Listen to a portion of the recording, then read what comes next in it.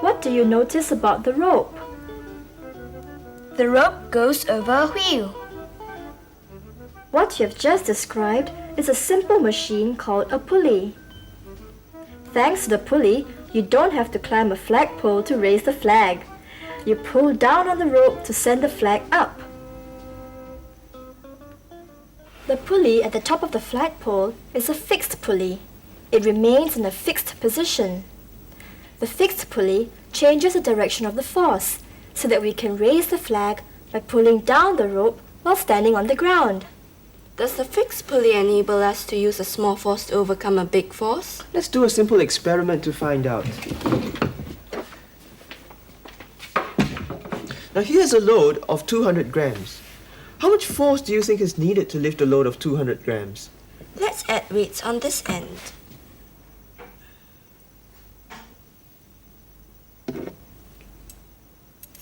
Yes.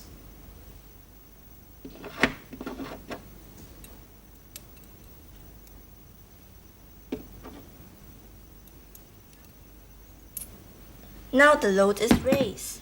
How much force was needed? 150, 200, 220, 230 grams. So, the smallest force needed to lift a load of 200 grams is 230 grams. With a single fixed pulley, you cannot use a small force to overcome a big force.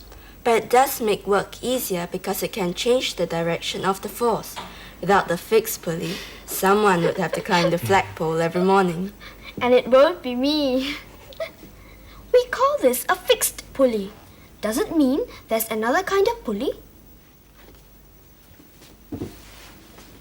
Here's another way to set up a pulley. This is a weight of 200 grams. In this pulley, the string is pulled upwards. What happens? The pulley moves upwards together with the load. We call this a movable pulley. Let us use a spring balance to find out how much force is needed to lift 200 grams.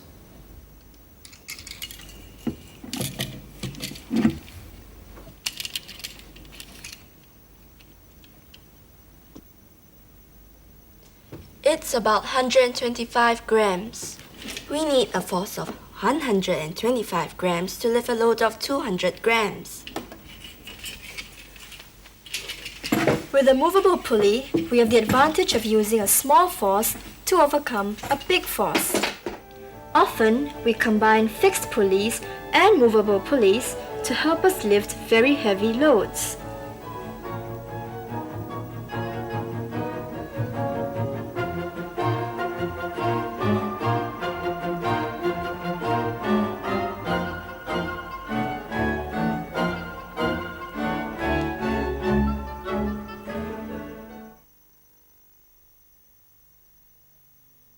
There is yet another kind of simple machine that helps us to do work. Have you ever heard of a ramp? Yes? What do you know of a ramp? A ramp is a sloping surface. Just watch this. A ramp is a sloping surface that joins two levels. This man is lifting potted plants one at a time to a higher level. This girl is able to transfer 3 pots at a time using a trolley. Could she have done this if there wasn't a ramp? A ramp makes it easier for us to get a load up to a higher level.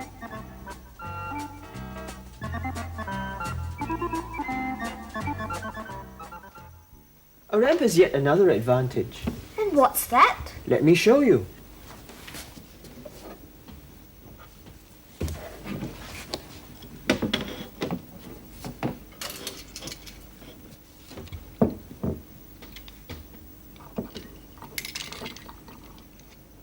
This wooden block weighs 100 grams.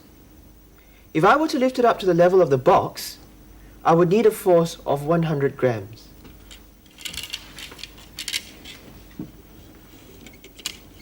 If I were to lift it up along the ramp, I would only need a force of about 35 grams. So, a ramp enables a small force to overcome a big force. Watch this.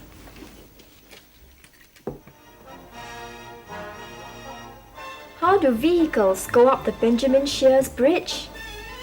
They go up a sloping road. That sloping road is a ramp.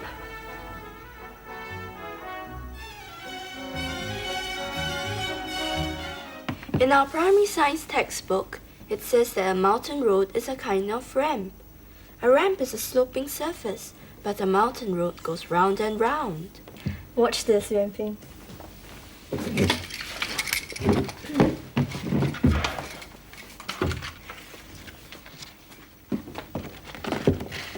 If you call this point the ground and this point the peak, would you call this line joining the 2 points a ramp?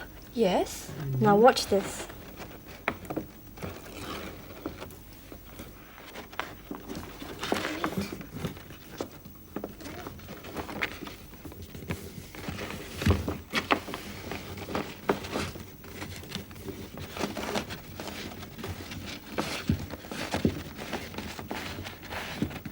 The ramp is turning round and round like a mountain road.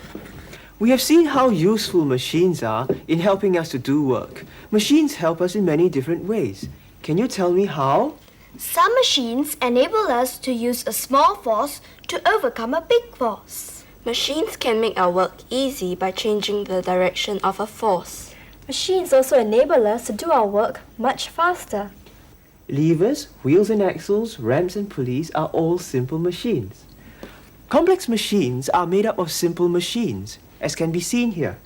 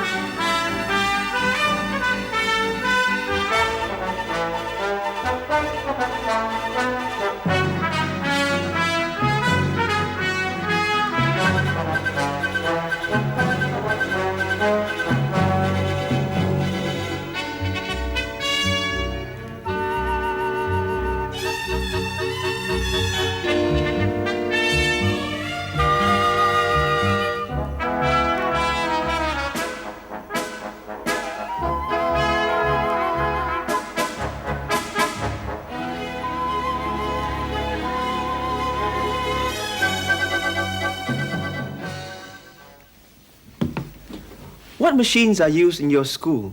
In what ways are they useful? Discuss this with your friends and teacher. Goodbye. Goodbye.